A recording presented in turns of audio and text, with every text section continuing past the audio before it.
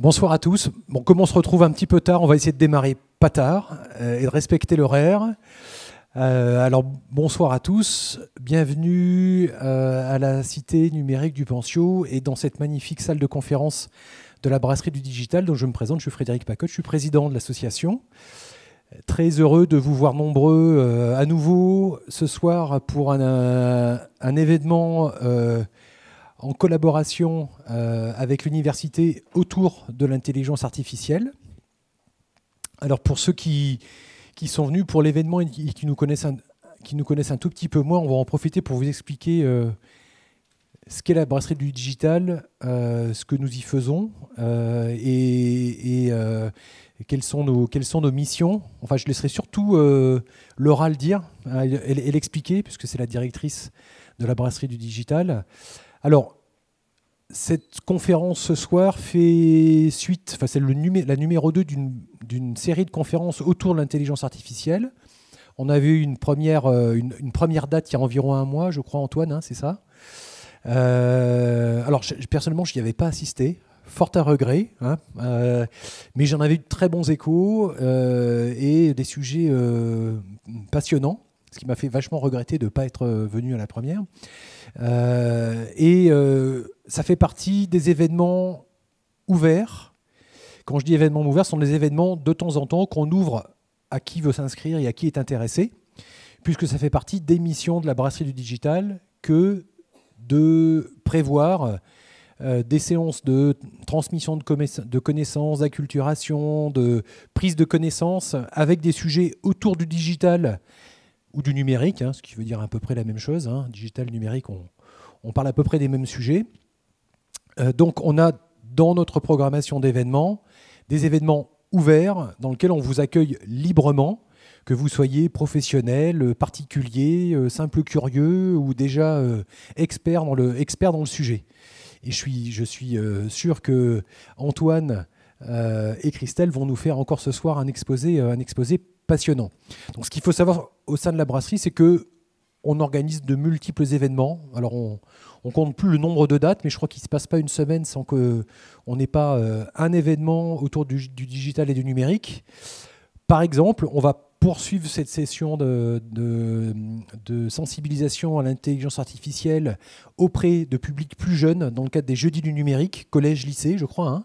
Ça interviendra dans quelques semaines. Je sais que plus tard dans la semaine, alors ça c'est un sujet un tout petit peu plus professionnel, on va parler d'éco-conception, parce qu'on fait aussi de l'éco-conception dans le numérique. Ça peut paraître peut-être bizarre à certains d'entre vous, mais tout ce qu'on conçoit dans le numérique, ça consomme des ressources, ça consomme de l'électricité, ça a aussi un impact carbone, et donc de plus en plus on se sensibilise, nous aussi dans le secteur du numérique, à l'impact carbone. Ça ne concerne pas que l'industrie, l'automobile ou la consommation de grande masse. Donc c'est le type d'événements qu'on organise, soit les événements ouverts, soit les événements plutôt destinés à des professionnels dans le secteur du numérique ou qui s'intéressent aux questions de transition numérique. Mais Laura, réexplique-nous un tout petit peu plus quelles sont les missions de la brasserie. Merci. Donc voilà, bonjour, je me représente. Donc moi, je suis Laura Suzanne, je suis la directrice de la Brasserie du Digital, qui est une jeune association encore. On va fêter nos 3 ans cet été, mais on a réussi aujourd'hui à recueillir quand même plus de 60 adhérents. Voilà, donc on sait que c'est un projet aujourd'hui qui fait de plus en plus sens et adhésion sur le territoire. Donc la brasserie, concrètement, c'est quoi? En fait, on a une mission de la part d'entreprises du numérique, mais aussi de la part des collectivités, c'est d'arriver aujourd'hui à fédérer, à animer la filière numérique locale. Donc locale, c'est sur le Puy-en-Velay, puis de plus en plus en Haute-Loire. Donc on est capable aujourd'hui de rassembler dans un lieu de travail, donc, parce qu'on propose en fait un espace de travail, donc un coworking, un vivier de talents du numérique. Donc on va retrouver chez nous à peu près 40 coworkers qui travaillent, qui sont des développeurs informatiques, des graphistes, des web designers, des agences de communication digitale, des start-upers, des personnes qui sont aussi en télétravail et qui ont choisi ce lieu de travail parce que voilà, ici c'est un vivier de talents numériques, c'est aussi des programmes d'animation, c'est aussi un lieu de vie, un lieu de travail dynamique. Donc si les entreprises nous contactent ou des particuliers peuvent nous contacter en disant je recherche une compétence numérique, je ne l'ai pas en interne, on est aujourd'hui capable d'adresser tout un portefeuille de professionnels.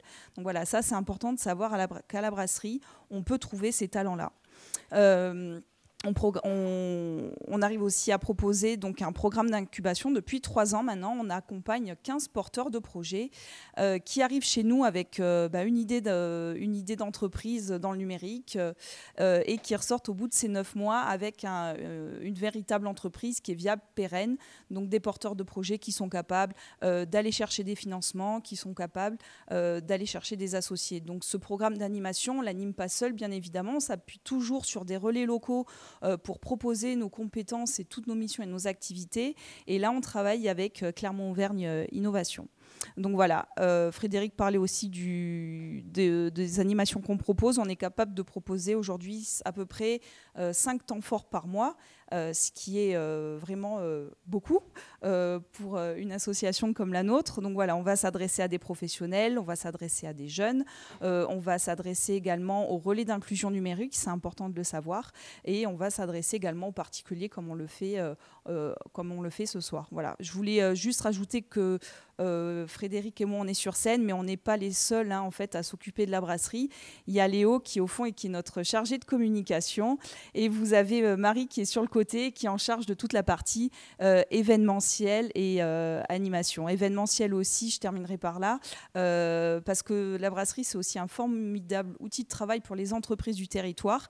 Cette salle de conférence, c'est une salle qu'on loue très régulièrement à des entreprises qui ont pris l'habitude chez nous de faire leurs AG, leurs séminaires, des remises de trophées, etc. On propose également des salles de visioconférence, des salles de réunion. Enfin voilà, c'est vraiment l'idée, c'est un petit peu aussi de revisiter la partie événementielle, la partie séminaire d'entreprise en venant se plonger dans un écosystème dynamique, de venir voir ce que c'est de près un coworking et de développer finalement au sein de séances de travail sa créativité et je dirais même son rapport à l'autre. Voilà. Je vais m'arrêter là pour la présentation. Je crois que j'ai à peu près tout dit. Et je laisse la parole à Antoine. Merci beaucoup Laura, et merci beaucoup aussi Frédéric de nous accueillir aujourd'hui pour cette très belle conférence, j'espère pour vous tous. Je suis très heureux de vous accueillir au sein de la Brasserie du Digital pour cette deuxième nuit de l'intelligence artificielle. Alors avant de commencer, je vous rappelle les thèmes qui vont être abordés ce soir. Donc on va parler d'apprentissage profond, de jumeaux numériques et de différentes applications. Donc on va aller voir comment fonctionne tout ça. Je suis accompagné de Christelle Saudemont, mais qui a dû nous joindre par visioconférence, malheureusement. Alors, je pense que voilà, ça doit marcher. Bonsoir à tous. Voilà, c'est bon, je pense que tout le monde entend, voilà, ça devrait aller très bien. Donc je te remercie Christelle de ta présence aujourd'hui. Donc je vais me présenter très rapidement avant de te laisser la parole. Donc moi je suis Antoine Vacavant, je suis professeur des universités en informatique à l'IUT du Puy-en-Velay, juste à côté d'ici. Et on travaille évidemment en étroite collaboration avec la brasserie sur plein de projets. On en a parlé un peu tout à l'heure, comme les ateliers du numérique. Mais là ce soir on va parler d'intelligence artificielle. Je vais te laisser la parole Christelle, peut-être pour te présenter vraiment en quelques mots, et puis ensuite on attaquera la présentation pour à peu près 40-45 minutes. D'accord. Donc, bonsoir à tous. Je m'appelle Christelle Saudemont, je travaille chez NVIDIA et je suis en charge de l'enseignement supérieur et de la recherche. Et je suis plus particulièrement les projets d'intelligence artificielle et de HPC. Voilà, j'aurais vraiment souhaité être avec vous en présentiel. Mais bon, les événements sociaux ont fait qu'on a dû se rabattre sur la technologie. Voilà. Antoine, tu veux que je commence ou tu veux redire un mot avant? Non, je vais partager, puis tu vas pouvoir commencer. Tu me diras si jamais je ne suis pas bien synchro vis-à-vis des transparents, t'en fais pas. D'accord.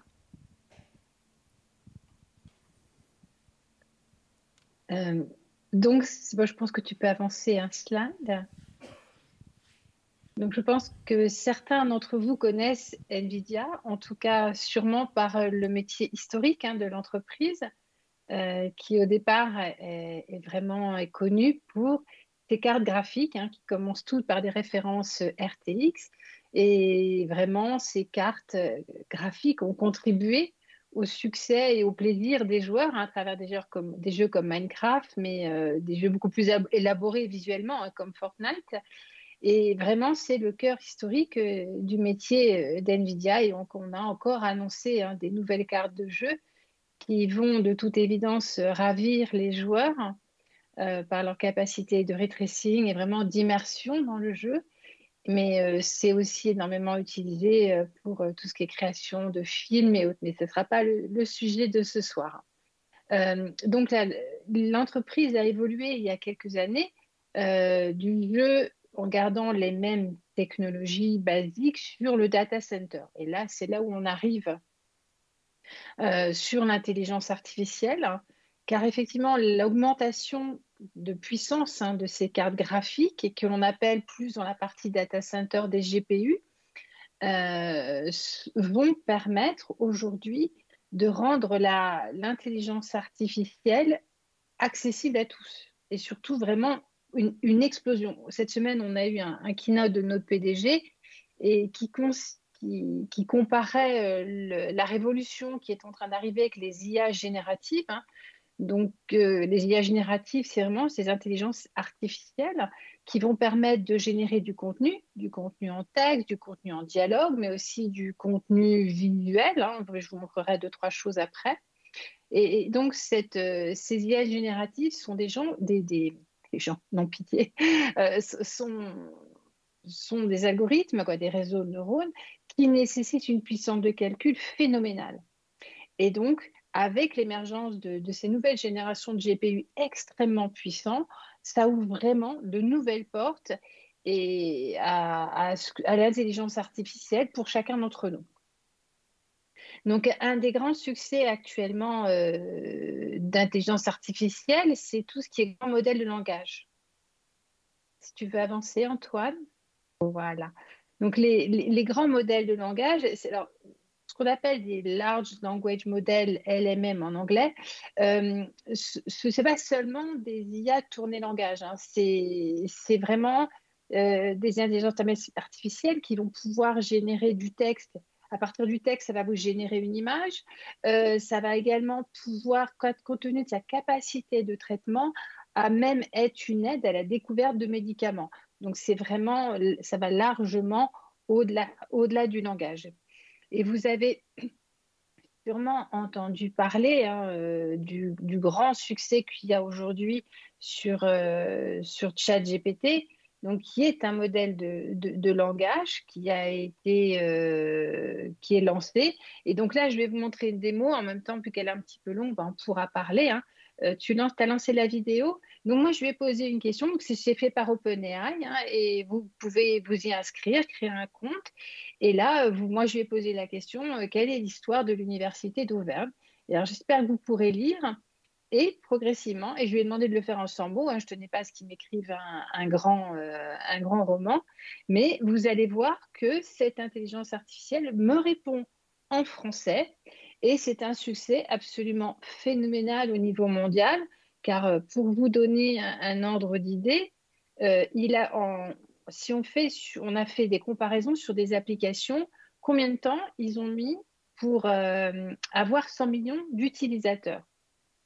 Et là, on a, par exemple, à titre d'exemple, WhatsApp, ils ont mis 40 mois entre leur mise sur le marché et le fait d'obtenir 100 millions d'utilisateurs. Il a fallu moins de 2 mois à ChatGPT pour avoir plus de 100 millions d'utilisateurs dans le monde. Donc là, ChatGPT, gentiment, m'écrit en 100 mots l'histoire de l'Université d'Auvergne, mais il peut très bien me composer un poème, m'écrire un programme, et il fait ça vraiment remarquablement. Et vraiment, on change complètement le paradigme. C'est-à-dire que là où il y a quelques années, on en était encore à apprendre à un ordinateur à reconnaître un chat d'un chien, et ça, on vous expliquera, Antoine, comment ça se fait. Aujourd'hui, on a complètement passé une dimension et j'aurais très bien pu lui demander de me créer un chat de couleur tachetée en noir et en blanc et en plus recouvert d'une tenue pour aller dans l'espace. Et il me l'aurait généré. Alors, ça aurait pris un petit peu plus de temps. Donc, c'est pour ça que je suis partie sur quelque chose de plus simple, mais c'est quand même une vraie révolution en termes d'accès qui arrive dans notre société. Alors, pour générer ces IA, ce n'est pas si simple que ça. Il y a énormément de choses derrière. Voilà, ça c'est de la coordination. Et qu'est-ce qu'il faut pour générer ces IA? La première chose qu'il faut, c'est des données. Alors des données, il y en a partout. Il y en a sur le web, il y en a sur Wikipédia et il y en a dans les entreprises.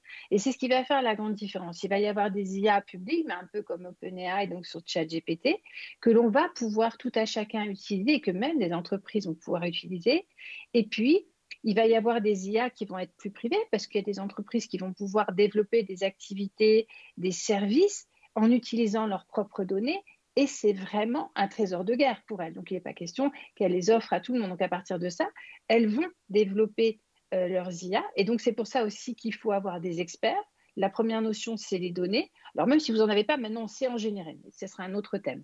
Donc, il vous faut des experts en IA et il faut des très, très, très grandes capacités de calcul. On ne parle pas de... Dans votre ordinateur, vous pouvez avoir un GPU. Là, on parle de centaines, on parle de milliers de GPU pour entraîner des grands modèles.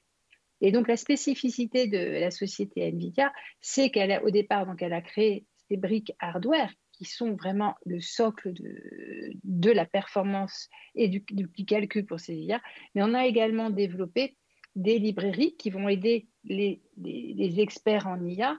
Et on a également créé des réseaux pré-entraînés sur des verticaux complètement différents et qui vont permettre aux entreprises de pouvoir, ou aux scientifiques, évidemment, d'accéder beaucoup plus rapidement à ça. Donc, vous allez avoir des modèles qui vont permettre d'avoir des agents conversationnels, ce qu'on appelle des chatbots.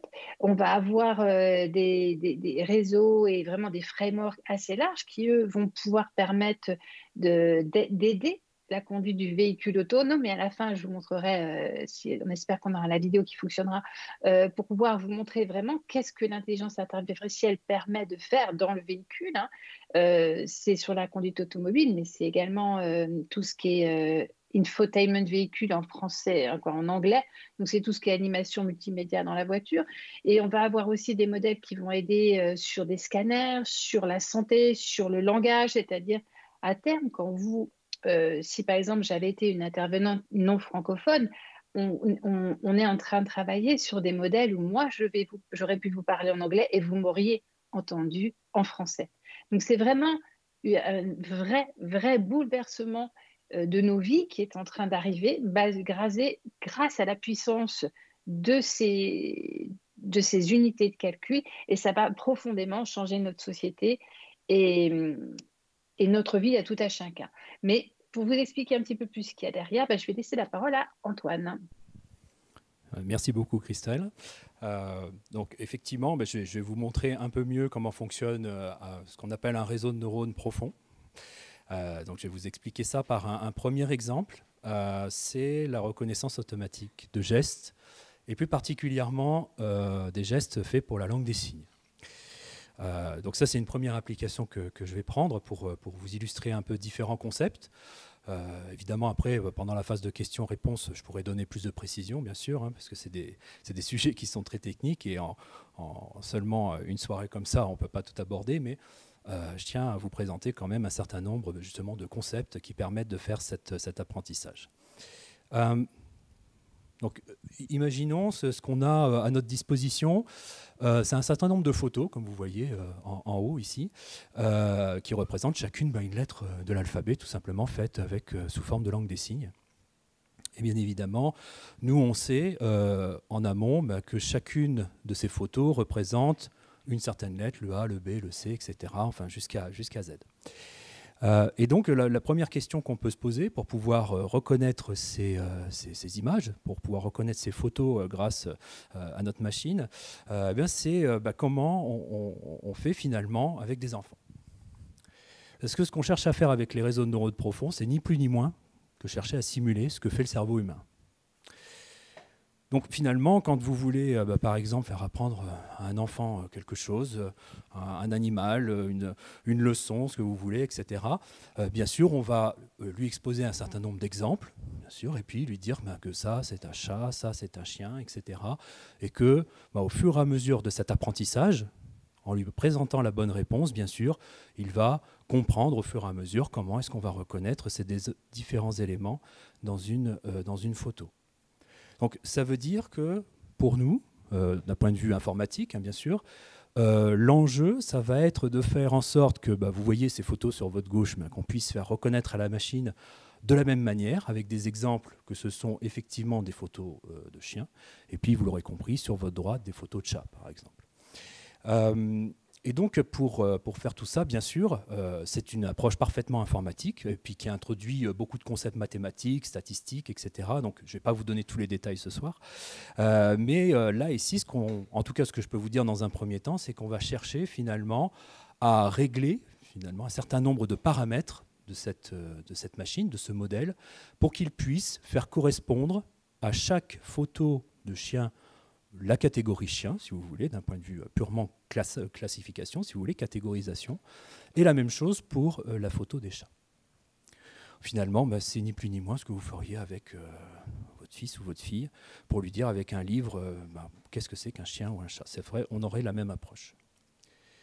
Et ensuite, l'étape d'après, c'est de pouvoir effectivement demander à la machine, est-ce que c'est un chat ou un chien, et n'importe lequel ou laquelle d'entre nous ici est capable de répondre en un clin d'œil. C'est-à-dire que nous avons une capacité, le cerveau a une vraie capacité à reconnaître des visages, mais en n'a rien de temps. Et là, c'est la même chose, bien sûr. Vous avez tous reconnu que c'était un chat, j'espère. Et donc, finalement, ce qu'on cherche à faire avec les réseaux de neurones profonds, c'est ni plus ni moins que de mettre en place ce processus visuel pour pouvoir faire reconnaître ces différentes photos. Alors pour faire ça, d'abord une petite aparté peut-être. J'espère que vous le savez, mais notre cerveau il est constitué de millions et de millions de neurones. D'accord. Et chacun de ces neurones est connecté par des dendrites. Bon, c'est pas la peine de retenir ce mot forcément, mais c'est de la biologie. Est connecté à d'autres neurones. Et ils vont communiquer ensemble par des impulsions électriques. Donc c'est un mélange de réactions chimiques et électriques. Ces neurones vont interagir ensemble pour pouvoir justement traiter l'information. Donc quand je vous vois, bien sûr, je reconnais certaines têtes parce que mes neurones vont s'activer les uns les autres, vont émettre différentes informations les uns avec les autres pour ensuite me faire comprendre que j'ai reconnu Frédéric, par exemple, d'un seul clin d'œil. Alors, pour mettre ça en place, en fait, quand on fait des réseaux de neurones profonds, on appelle ça des réseaux de neurones profonds parce que, alors je suis désolé, on ne voit pas forcément très bien, mais en fait, ce qu'on va faire, c'est qu'on va mettre en place toute une architecture où chaque neurone est représenté individuellement dans ce système. Et comme je vous l'ai dit par rapport au cerveau, c'est la même chose. On va connecter les neurones entre eux et ils vont se transmettre des informations numériques, bien sûr, puisque là on travaille dans l'ère du numérique, on est dans la brasserie du digital aussi pour ça. Et ils vont échanger des informations numériques pour pouvoir traiter justement l'information qui va être donnée en entrée. Quand on a vu tout à l'heure ChatGPT, c'était des informations de texte. Cette fois-ci, on est face à des informations d'images. Puisque, je vous le rappelle, mon exemple de départ, c'était sur des photos comme celle-ci. J'espère que le laser marche. Voilà, parfait. Des images où chacune de ces images est une lettre de l'alphabet, mais en langue des signes. Qu'est-ce que ça veut dire pour nous d'un point de vue informatique ? Première chose, maintenant tout le monde le sait, je pense, mais chaque image est reconstituée de pixels. Donc chacun de ces pixels dans cette image représente une certaine information. Et les groupes de pixels que vous voyez dans l'image, successivement, ils représentent par exemple les doigts, ils représentent la paume de la main, une certaine orientation, etc., que vous, comme moi, nous interprétons de manière directe. Eh bien, comment on va faire pour que la machine puisse le faire également, mais de sa manière, d'un point de vue purement informatique ?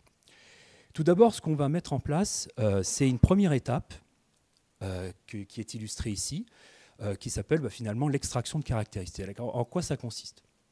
En fait, cette architecture que je vous présente ici, c'est ce qu'on appelle aussi des réseaux de neurones convolutifs, c'est-à-dire qu'on utilise des convolutions Ces convolutions, qu'est-ce que c'est? C'est ce qui est marqué en haut, là, ici. Hein. Qu'est-ce que c'est que ces convolutions? Ce sont des opérateurs qu'on va appliquer sur l'image et qui, successivement, vont nous permettre d'extraire ces différentes caractéristiques. Je reprends l'exemple là des doigts. Eh bien, successivement, comment est-ce qu'on va faire pour pouvoir identifier les différents doigts qui sont présentés ici sur cette image? Comment est-ce qu'on va retrouver la paume de la main? Et ainsi de suite.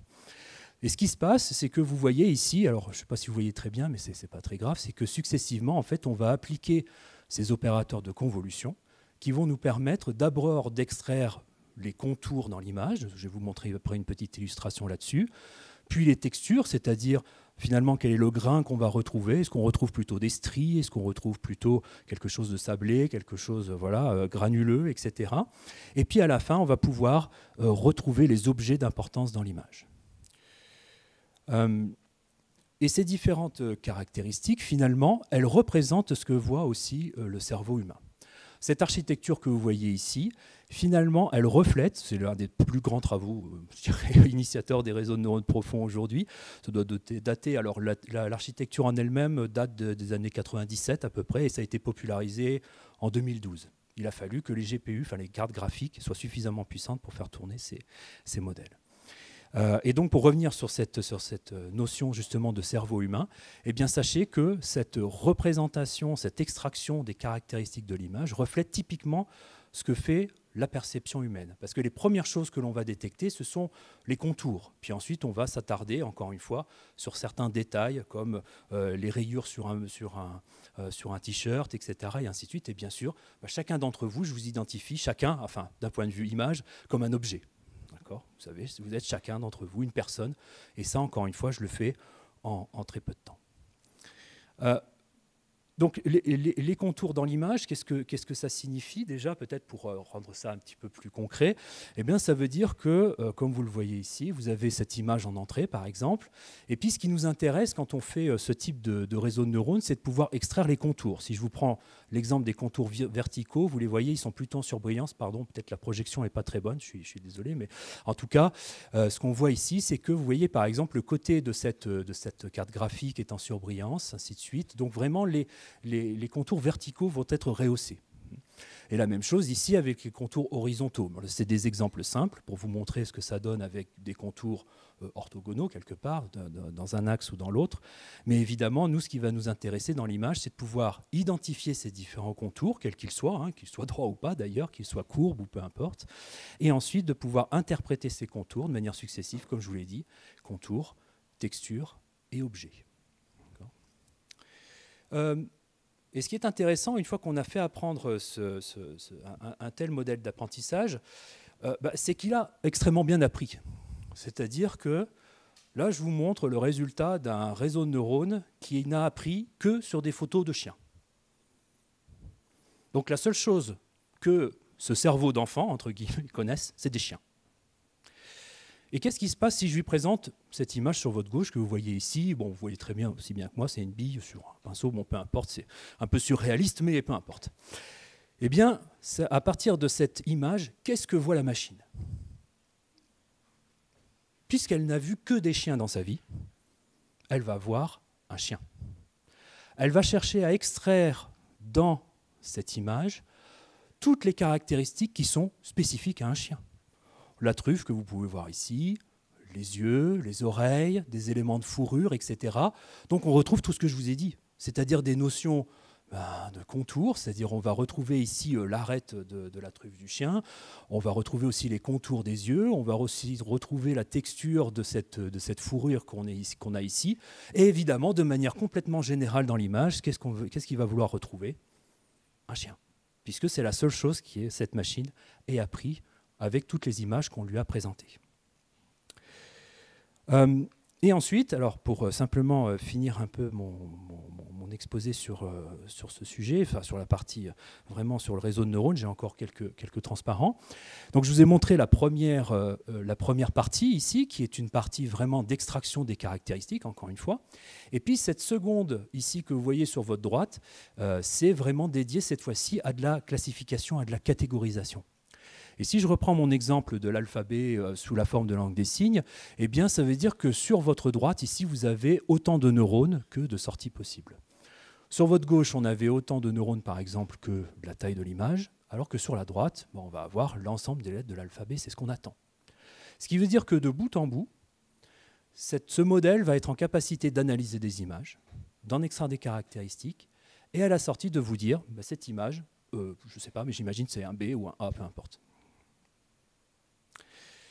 Et donc ensuite, en termes de classification, si je peux vous donner un autre exemple de ce qu'on est en capacité de faire avec ce type de réseau un peu remodifié, c'est que par exemple, quand vous avez les chiens et les chats, si je reprends un exemple plus simple, peut-être pour certains qui ne voient pas exactement de quoi je parle, eh bien, à la place de ces images de mains que j'ai en entrée, je peux très bien prendre des images de chiens et de chats, sauf qu'en sortie, ici, je n'aurai que 2 neurones, un pour la classe des chiens et un pour la classe des chats.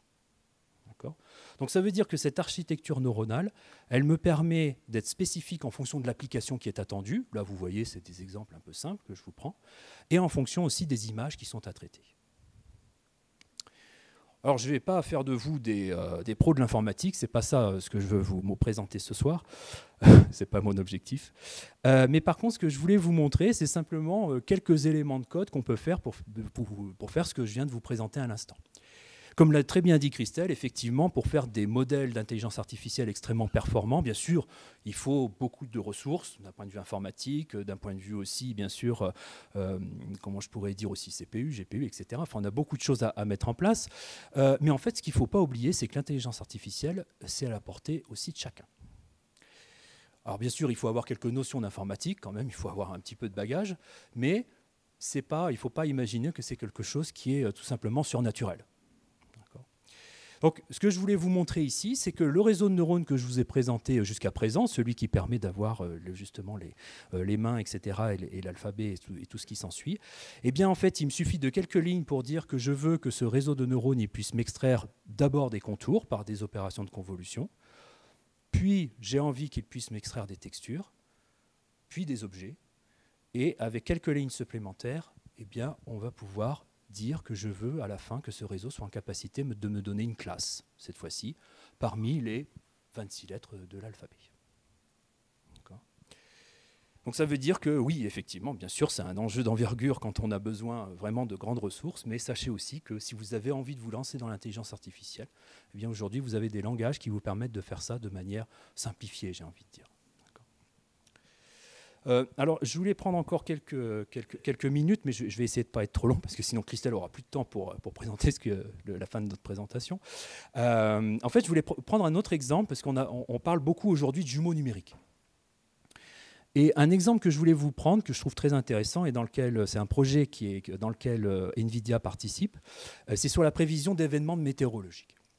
Donc ça veut dire qu'ici, on ne traite pas seulement des images de chiens, de chats ou d'alphabet, cette fois-ci, c'est carrément des images satellitaires. Donc des images de très grande dimension et avec une très haute complexité. Là, il ne s'agit pas simplement de retrouver où est l'oreille du chat. Là, on est carrément face à une topographie qui n'a rien à voir et qui est hautement plus complexe. Et ici, quand on parle de jumeaux numériques, de quoi on parle? D'abord, ce qu'on cherche à faire dans ce type de projet, c'est bien sûr la Terre, on la connaît très bien, c'est un modèle physique sur lequel nous marchons tous les jours. Et le jumeau numérique, en fait, il est là pour finalement refléter, de manière réaliste, plus ou moins réaliste, bien sûr en fonction de l'application, justement les phénomènes physiques réels qui ont lieu sur la planète. Si je prends un autre exemple, vous voulez vous intéresser à l'usure d'un pneu, ben vous pouvez très bien modéliser le pneu d'un point de vue numérique. Vous le faites rouler numériquement vous faites une simulation qui fait rouler des milliers et des milliers de kilomètres, et à la fin, vous espérez en fait que vous puissiez intervenir sur un pneu réel en comprenant quelle a été l'usure qui a été provoquée. Et bien sur ce projet, c'est un peu la même chose, c'est-à-dire qu'on va chercher, vous voyez tous, quand vous voyez les bulletins météo, vous avez des cartes de vent par exemple, ou des perturbations, vous avez un certain nombre de cartes qui vous sont présentées, et bien c'est issu de simulations. Et l'objectif de ce genre de projet, c'est que ce jumeau numérique, il soit en capacité de refléter cette réalité physique grâce à des images satellitaires et grâce à un certain nombre d'outils aussi de simulation numérique. qui vont refléter encore une fois les températures, les vents, etc. et tout ce qu'on peut imaginer. Là, je fais juste une petite parenthèse sur l'outil Modulus qui est développé par NVIDIA pour justement faire le lien sur ces jumeaux numériques.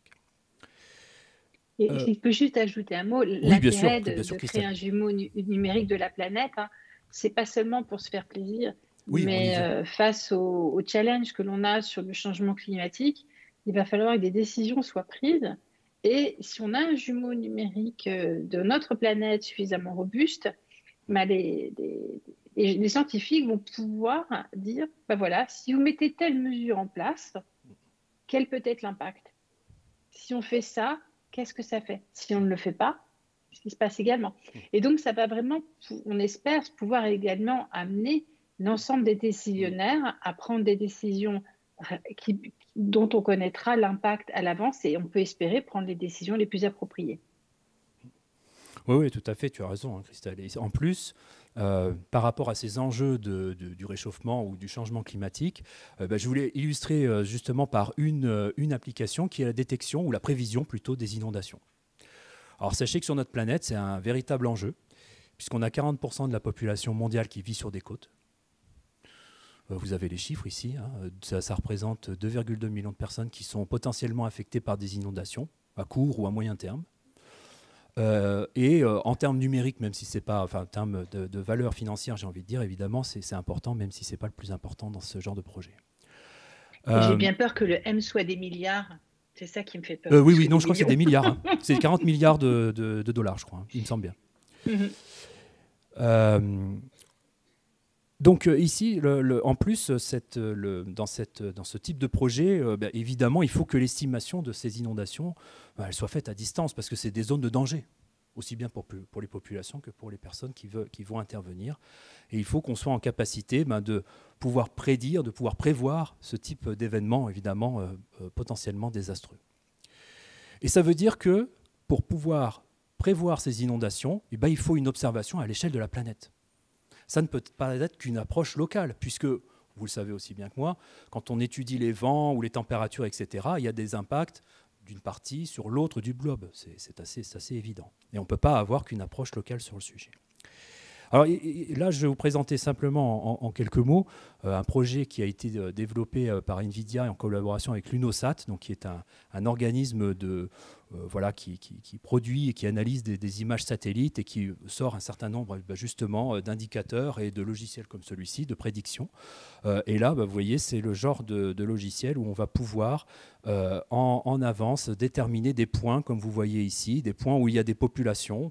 Comme vous voyez ici, je ne sais pas si vous voyez très bien, je suis désolé, avec la projection, je ne sais pas si vous voyez bien, mais des points potentiels d'inondation que vous voyez sur des côtes ou près des rivières, par exemple. Donc c'est vraiment un très beau projet qui est porté aussi par NVIDIA, et il a été utilisé à différentes reprises au Népal, au Bangladesh et en Thaïlande très récemment sur différents justement événements de ce type. Et juste pour rebondir sur ce que je vous expliquais juste avant, quand on traite des images satellitaires, en fait, au lieu de traiter des images de chats et de chiens et de lettres de l'alphabet, cette fois-ci, on a des données extrêmement complexes, comme je vous le disais. C'est-à-dire qu'au lieu d'avoir simplement une photo, quelque part, vous avez toute une collection de données qui vont être agglomérées, si vous voulez, accumulées, pour pouvoir prendre les décisions. Ça va regrouper évidemment des données géographiques, des données de terrain, des données de topographie en fonction de la pente, de l'altitude. Évidemment, ça n'a pas le même impact d'avoir une inondation suivant aussi la topographie, un certain nombre de séries temporelles en fonction justement du vent, des indicateurs de température, ainsi de suite, et tout un tas d'autres données dérivées qui vont être analysées par la machine. Donc cette fois-ci, au lieu d'analyser des photos comme on a envie de le faire là tout à l'heure avec les chats et les chiens, cette fois-ci, on a des données qui sont à très très grande dimension. Et un enjeu aussi sur lequel je finirai mon intervention pour vous expliquer tout ça, et je laisserai la main après à Christelle, c'est qu'il y a des phénomènes qu'on arrive encore très mal à expliquer, comme les phénomènes du soleil. Et comme vous le savez certainement, ou peut-être pas, je ne sais pas, mais vous pouvez avoir par exemple des éruptions solaires qui peuvent provoquer certains événements climatiques sur la Terre. Et ça fait partie de ces enjeux en termes de simulation, en termes de jumeaux numériques, qui sont encore complètement ouverts. Bon, et puis, je te laisse la parole à nouveau, Christelle, pour la suite. D'accord. Bon, de toute manière, on n'est pas très très loin de la conclusion, hein. Oui, tout à fait. Et l'idée, c'était de vous montrer à travers la vidéo qu'on va lancer une application, oui, tout à fait, du jumeau numérique, l'intelligence artificielle. Donc c'est alors elle est en anglais, donc je vais essayer un petit peu de la traduire Je la lance, au fur c'est et à bon? mesure. Oui, vas-y, hein, je parlerai dessus. Donc, qu'est-ce que l'on va voir? Eh ben, on va voir donc quelqu'un qui va s'intégrer dans le réseau routier avec une voiture qui va complètement conduire. Donc là, déjà, on vous montre comment la carte a généré comment la voiture et le GPU qui a généré une carte complète. Donc la personne arrive dans sa voiture. Donc il a un agent conversationnel qui va lui dire bonjour et qui va après lui demander. Il n'y a pas le son, il n'y a pas les sous-titres, c'est dommage. Donc il va lui dire voilà, aujourd'hui tu dois aller prendre. Voilà, mais tu dois passer prendre telle personne avant.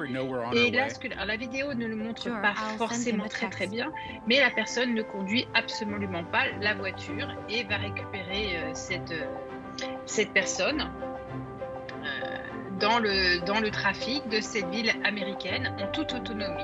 C'est-à-dire qu'elle est là et comme vous voyez, la voiture s'arrête bien pour protéger le piéton. Donc il y a une reconnaissance de l'obstacle et s'assure bien de l'éviter. Et là, la voiture est complètement insérée dans le trafic et s'adapte complètement. Donc c'est quand même très différent. C'est que moi, j'ai une voiture comme beaucoup de personnes, sur un certain nombre de personnes qui sur l'autoroute conduisent toutes seules.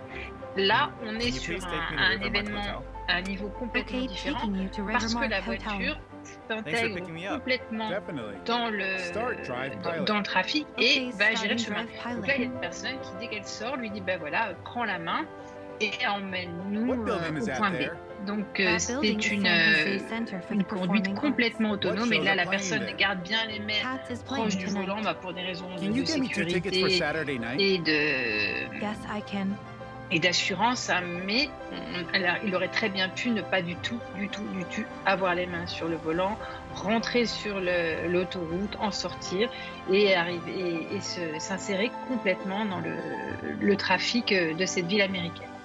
Bon, je pense qu'on peut arrêter là. Là, vous voyez l'ensemble des caméras qui permettent de complètement visualiser l'environnement et de pouvoir adapter la circulation. Voilà.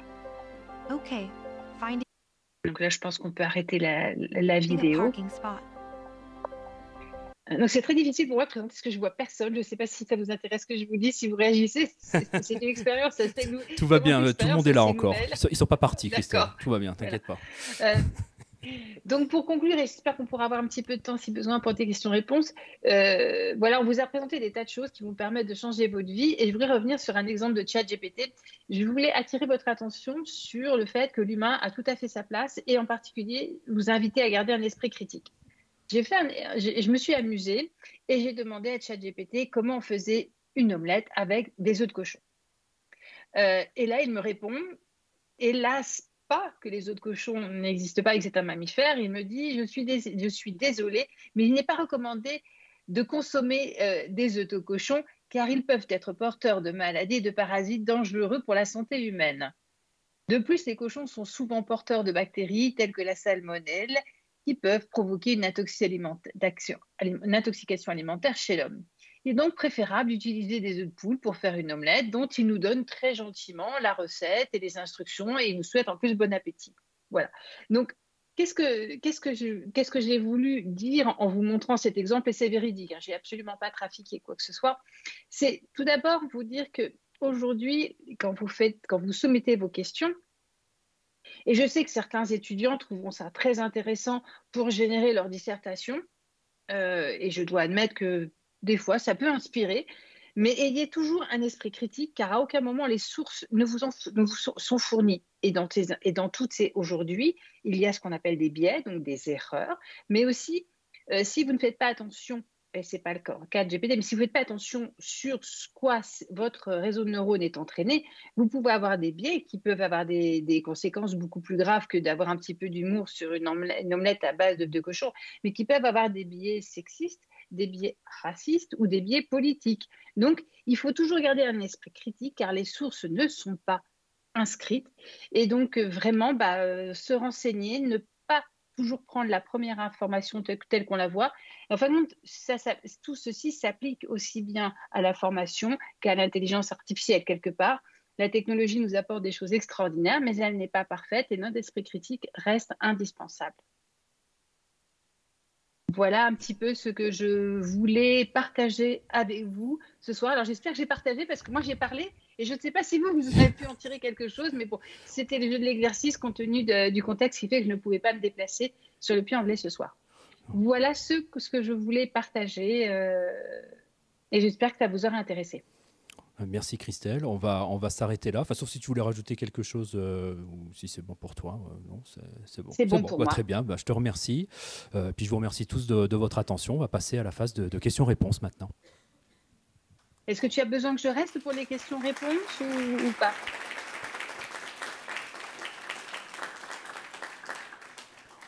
Est-ce que tu peux répéter? Je disais, est-ce que tu as besoin que je reste pour les questions-réponses? Bien sûr, évidemment. D'accord, voilà, parce que moi, je n'entends pas ce qui se passe. Donc après, oui, mais bien sûr. Voilà. On va essayer de mettre peut-être là. On va faire comme ça. Voilà, comme ça, on te voit et on va pouvoir te poser des questions. Enfin, on verra si c'est moi ou toi qui va répondre. Oui, non, mais voilà. Alors, je sais pas si quelqu'un. Je te laisse le plaisir, vu que tu es dans la salle, c'est plus simple. Est-ce que tu peux passer le micro?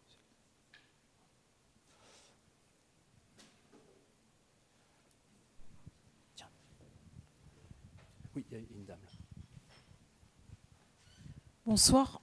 Moi, je ne suis pas du tout scientifique ni quoi que ce soit, mais on va dire, j'ai une question peut-être un peu décalée, mais est-ce que l'intelligence artificielle, telle qu'elle a été présentée là rapidement, est-ce qu'elle est capable de détecter des fake news et sur la base d'algorithmes? Enfin, comment ça se passe? Christelle, tu veux répondre ou je le fais? Je vais peut-être donner quelques éléments de réponse. Alors, effectivement, il y a des travaux actuellement pour détecter les fake news. Effectivement, c'est un gros travail. Alors, pour faire peut-être le parallèle avec ChatGPT qu'on a évoqué à l'instant, il y a aussi des intelligences artificielles qui détectent si le texte est issu de ChatGPT ou d'une personne humaine. Donc, heureusement, on a effectivement des intelligences artificielles qui font un peu le boulot à notre place, malheureusement. On pourrait le croire, en tout cas. Mais on a aussi des intelligences artificielles qui permettent de détecter potentiellement des fraudes ou des choses comme ça, bien sûr, ou des fake news. Alors, les fake news, c'est des choses très difficiles à détecter, évidemment. C'est très, très difficile. Mais pour donner l'exemple avec ChatGPT, qui parle peut-être un peu plus à tout le monde, il y a des choses qui existent pour tirer le vrai du faux, quoi. D'autant plus que le style narratif de ChatGPT est assez normé, donc on retrouve... Voilà, s'il y a des étudiants dans la salle qui se disent « Tiens, j'ai peut-être trouvé une solution pour ma prochaine disserte », je serais tentée de dire « Ça peut inspirer ». Moi, j'avais une lettre à faire dans un cadre personnel et je ne savais vraiment pas par où commencer. Je ne vous cache pas que le week-end dernier, j'ai posé la question et ça m'a donné 2-3 idées. Ça m'a permis de me lancer. Je n'étais pas inspirée. Et voilà, plus que de complètement, effectivement, vu que maintenant, en plus, c'est détecté, je ne vous conseille pas de l'utiliser pour faire vos dissertes. C'est bon, ça a répondu à votre question? Oui, peut-être une autre question là-bas.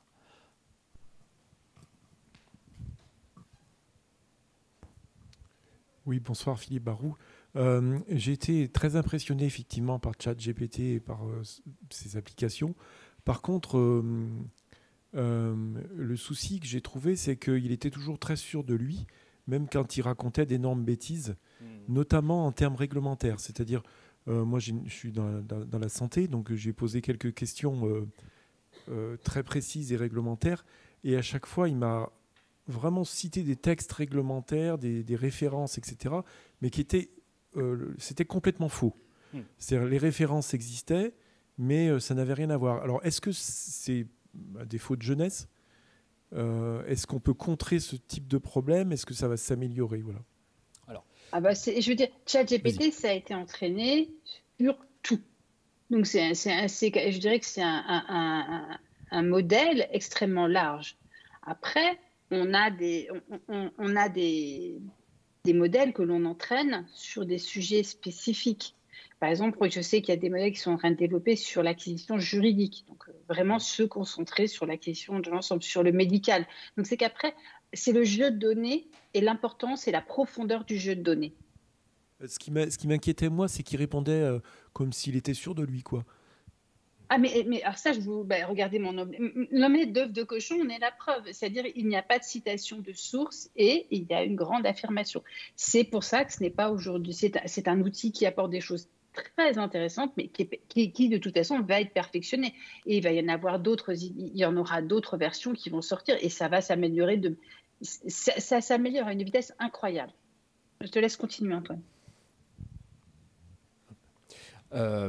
Oui, enfin effectivement, oui, tu as raison. Hein, c'est aussi une question de spécificité de ce qui est entraîné. Comme je l'ai montré tout à l'heure, le modèle qu'on va faire apprendre, il est basé sur un certain nombre de données. Donc si les données sont extrêmement variées et pas spécialement spécifiques, de toute façon, il n'y aura aucune subtilité dans les réponses. Ça va être simplement ce qui est issu des données qui ont été apprises. Point barre. Et pour poursuivre là-dedans, en termes de nombre de paramètres, il y a la dernière version de ChatGPT, la 4, qui est sortie il n'y a pas très longtemps, je crois, il y a quelques jours, je crois, qui surpasse encore le ChatGPT 3 que tout le monde, je pense, ici connaît, a déjà vu des choses sur les réseaux sociaux, etc. et ainsi de suite. Donc grâce à ces millions et ces trillions de paramètres et tout ça, ça permet aussi d'avoir une meilleure finesse dans la réponse qui va être donnée. Et pas tomber justement dans ces travers où vraiment c'est dans l'affirmative, etc. Enfin, en tout cas, on l'espère. Oui, il y a une question là-bas.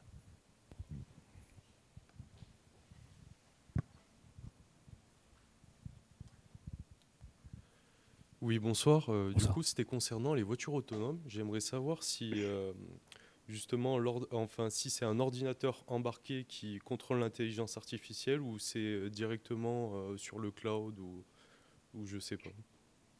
Alors là, vous avez un ordinateur, hein, quelque part, vous avez une infrastructure qui est intégrée dans la voiture parce qu'il n'est pas question, quand il faut prendre une décision, donc on est sur de l'inférence, qu'il faille se connecter sur un cloud pour prendre une décision. Est-ce que j'évite, est-ce que c'est un piéton que je dois éviter ou c'est juste un objet sur lequel, un sac ou autre, sur lequel je peux rouler, vous voyez ce que je veux dire. Les latences aujourd'hui des réseaux ne permettent pas d'envisager de prendre ce risque. Donc, il y a un échange permanent entre la voiture qui va envoyer un jeu de données dans le cloud, mais les décisions sont prises dans le véhicule et sont embarquées. D'accord, merci. Voilà. Et dans la présentation, il y a encore quelques slides que j'ai passés, mais on pourra les parcourir à la fin, dans lesquels on vous dit, si vous voulez en savoir plus, des liens qui vous donnent du contenu. Et surtout, on a fait une conférence la semaine dernière où il y a des tas de sujets comme ça qui sont abordés. Et donc, si vous parlez anglais et que vous avez vraiment envie d'aller plus loin, vous verrez, il y a un QR code. Je crois que Françoise a mis un QR code sur un slide que vous pouvez prendre et vraiment qui va vous donner accès à beaucoup, beaucoup plus d'informations. Mais la contrainte, j'en suis désolée, est de parler anglais.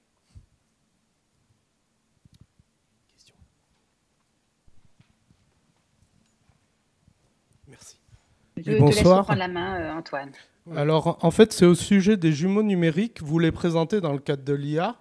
Et je me posais la question de savoir quelle était la différence avec les modélisations que les scientifiques font avec les ordinateurs depuis un certain temps, la méthode des éléments finis, les choses comme ça, et savoir qu'est-ce que l'IA a apporté en plus, en fait. Alors, je ne sais pas si Christelle, tu veux... Vas-y, je complète. Oui, d'accord. Donc en fait, ce que va apporter l'IA, c'est justement un certain nombre d'outils extrêmement performants pour pouvoir aller plus loin que justement les méthodes que vous avez citées.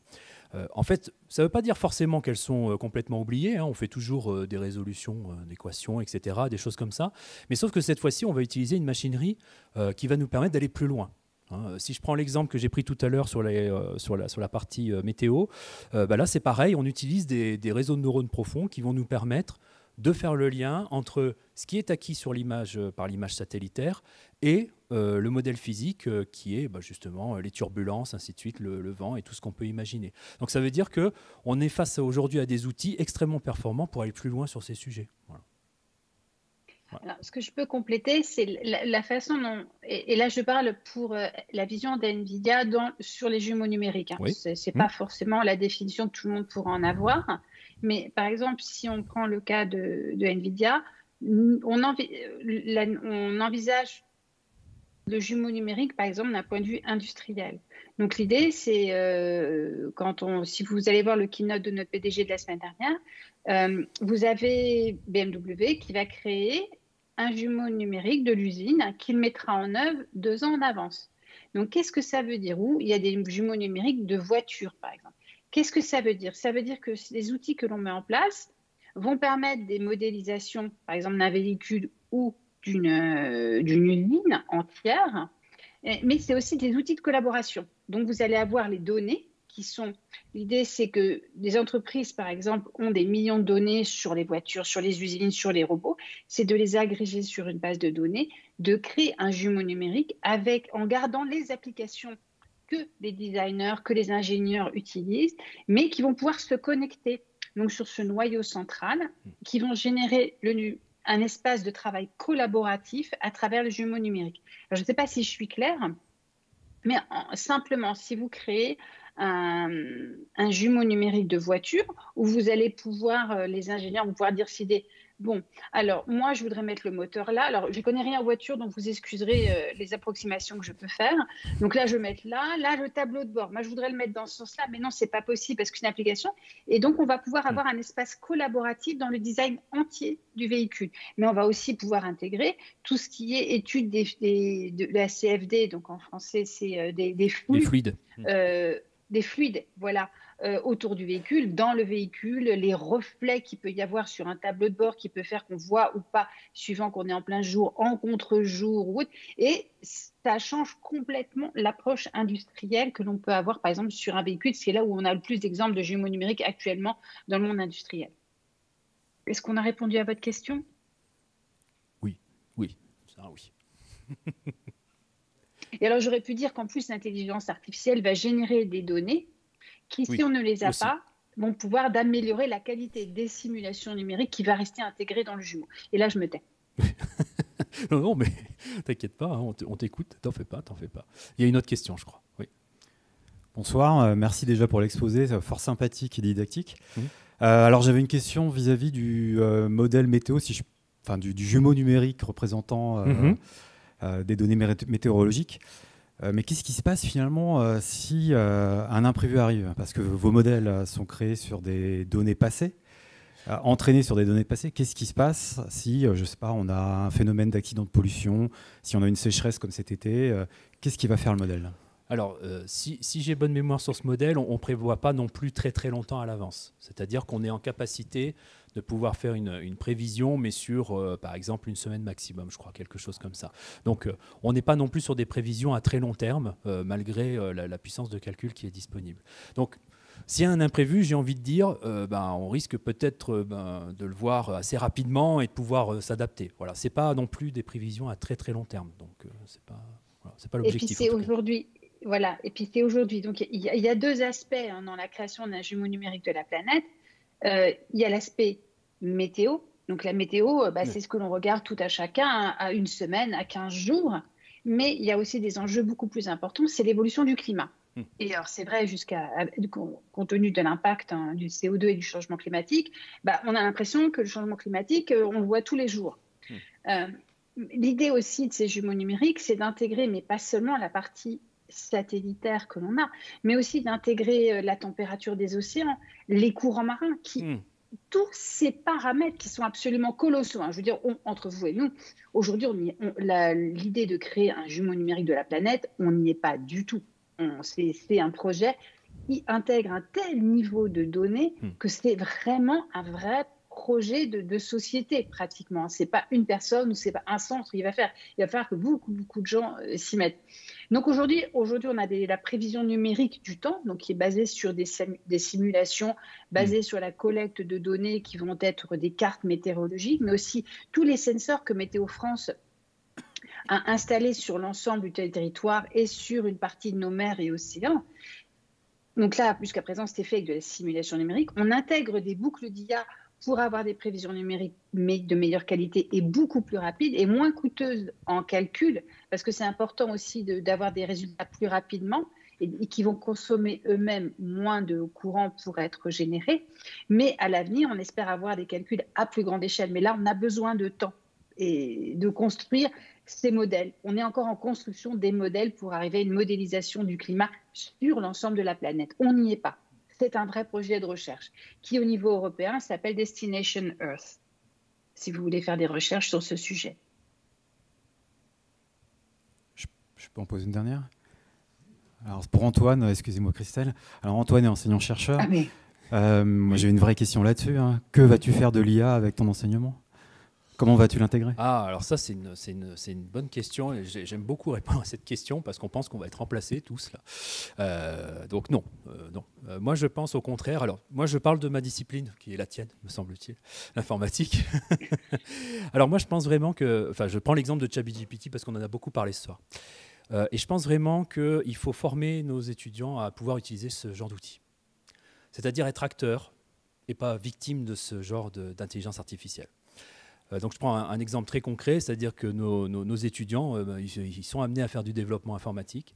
Et peut-être que la façon la plus intelligente de gérer tout ça, c'est qu'ils puissent utiliser ou spécifier peut-être ChatGPT pour un certain langage, par exemple, ou une certaine application donnée, et qu'ils puissent ensuite, par interaction successive, pouvoir répondre à un certain projet, développer un logiciel, etc., et ainsi de suite. Donc c'est plutôt d'être dans vraiment une espèce de collaboration avec la machine.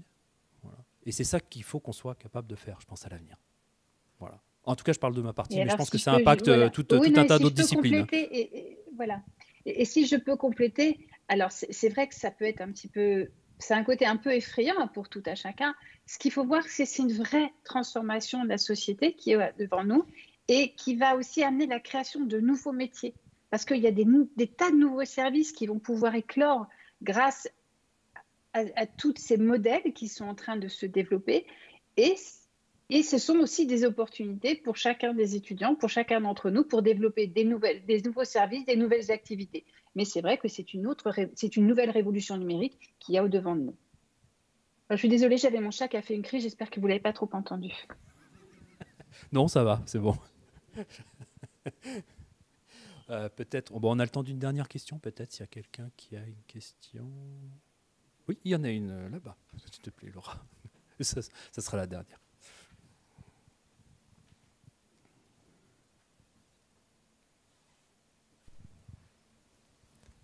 Merci. Je ne sais pas si la question est pertinente, je ne sais pas si mes sources sont fondées non plus, mais j'ai entendu dire que la 5G allait perturber l'acquisition de données météo. Et je me demandais en quoi, du coup, la perturbation des données météo, enfin, s'il n'y avait pas un paradoxe entre la volonté de modéliser avec des besoins en bande passante ou que sais-je, avec les difficultés que peuvent représenter la 5G dans l'acquisition de données météo. Alors, je n'ai pas d'informations de ce genre, personnellement, Christelle. Non plus, donc je suis désolée, je n'ai aucune information de ce genre, moi non plus. De ce genre, vraiment, je ne peux pas vous répondre. Voilà, moi non plus. Alors la seule chose qu'on peut dire peut-être, c'est qu'effectivement, pour la collecte de données, ça peut être effectivement un enjeu, hein, c'est certain. Après, on a quand même tout un passé quand même qu'on peut exploiter, toujours est-il. Donc, je crois que les météorologues s'inquiètent un peu de... C'est sûr qu'on n'aura pas des données très actuelles pour pouvoir prendre des décisions. Ça, c'est très problématique.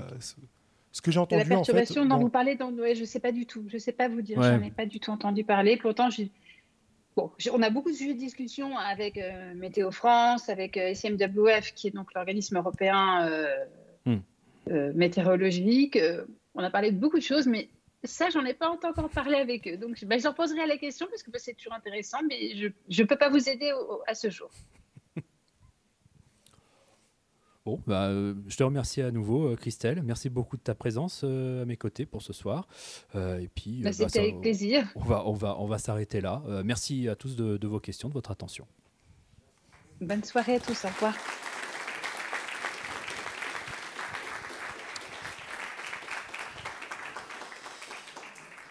Alors, Alors, je ne sais pas si quelqu'un veut rajouter quelque chose, non, ou si c'est moi qui clôture finalement avant qu'on passe au cocktail.